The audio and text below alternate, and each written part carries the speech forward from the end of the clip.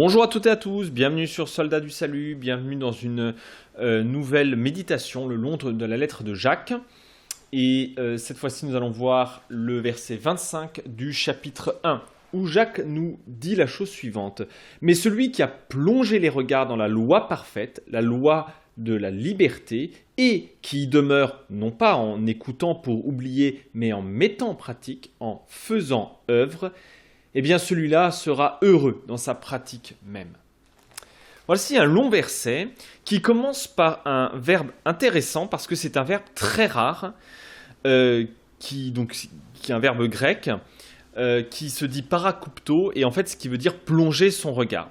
Et c'est intéressant ce verbe parce que en fait il est utilisé en fait il apparaît très rarement, mais en particulier dans un épisode très important, qui est l'épisode dans lequel eh bien, Pierre va plonger ses regards dans le tombeau et dans l'évangile selon Jean, sur les bandelettes.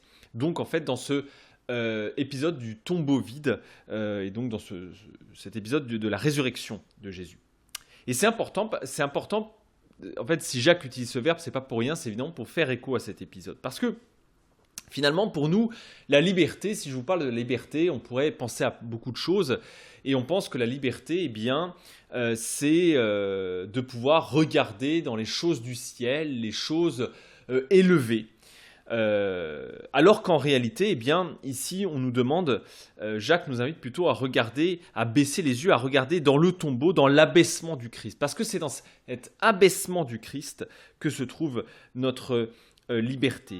La révélation de la loi se fait, en fait, tout simplement, le long du chemin d'abaissement du Christ et dans la victoire sur la mort et le péché que le Christ a acquise à la croix. Ce qui veut dire que c'est assez intéressant parce que finalement, la liberté est quelque chose, si vous voulez, qui ne peut pas venir de nous. On ne peut pas se libérer soi-même, mais cela ne peut être qu'une œuvre de Dieu. Or, Dieu veut nous libérer. Il veut non seulement nous libérer, mais œuvrer cette liberté en nous. Il veut nous libérer. Or, par nature, si vous voulez, notre nature n'est pas libre. N'est pas libre parce qu'elle est, si vous voulez, déchue. Notre nature humaine est profondément esclave et Dieu veut nous rendre libres. Et cette liberté rendue, bien, elle se fait évidemment par la parole de Dieu, par notre méditation, notre lecture de cette parole lorsque nous la lisons, méditons, mâchons, ruminons, murmurons cette parole jour et nuit, comme nous dit le psaume 1. Et quand nous la prenons au sérieux, ce qui évidemment implique une décision. C'est évidemment, en la prenant au sérieux, finalement, en fait, cela indique finalement une mise en marche, se mettre au travail, de pratiquer la parole, de la mettre en pratique, d'obéir à la parole. Et évidemment, cela va, ce faisant, nous allons exprimer notre liberté. Et ça, c'est un message évidemment toujours, j'ai envie de dire, à écouter à nouveau. Hein. C'est quelque chose que nous devons quotidiennement appliquer. C'est une parole, la parole de Dieu, qui n'est pas simplement la parole j'ai envie de dire, d'un quelconque maître, mais c'est celle d'un Père miséricordieux.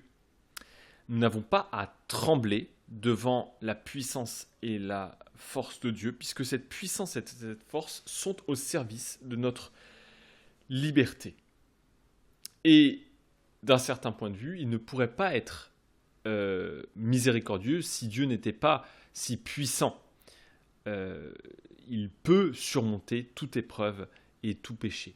Et ça, c'est une leçon importante, notamment pour les gens qui sont c'est un peu à la mode aujourd'hui de nier la toute-puissance de Dieu. Cela me pose quelques problèmes de fond parce que si Dieu n'est pas tout-puissant, alors comment peut-il être miséricordieux ? C'est parce que justement il est tout-puissant qu'il peut être miséricordieux. Cette parole de Dieu s'adresse à nous, elle veut s'emparer de nous et par là nous libérer, puisque nous ne pouvons pas le faire de nous-mêmes. C'est la pratique de la parole qui nous libère et qui est non seulement nous libère, mais qui est source de bonheur. Nous avons ici, quand Jacques dit celui-ci sera heureux, sera bien heureux dans sa pratique même, eh bien, c'est évidemment le même heureux que l'on rencontre dans les béatitudes, hein, heureux celui, ou dans certains psaumes aussi, et d'autres passages de la Bible, heureux celui. Finalement, le véritable bonheur, nous le rencontrons dans la pratique de la parole. Évidemment, tout le problème est évidemment de ne pas oublier, de ne pas simplement lire comme ça de manière distraite, simplement pour consommer, picorer, mais véritablement la prendre au sérieux. Et voilà, un peu une réflexion que je vous laisse aujourd'hui, comment prendre au sérieux cette parole, comment ne pas la lire simplement de manière distraite, mais la prendre au sérieux, la travailler et surtout la laisser nous travailler jour après jour, parce que cette parole, en sommes-nous conscients, cette parole nous libère lorsque nous la mettons en pratique, lorsqu'elle devient un peu finalement notre guide, quelque chose qui va nous enraciner dans cette liberté que Dieu veut pour nous.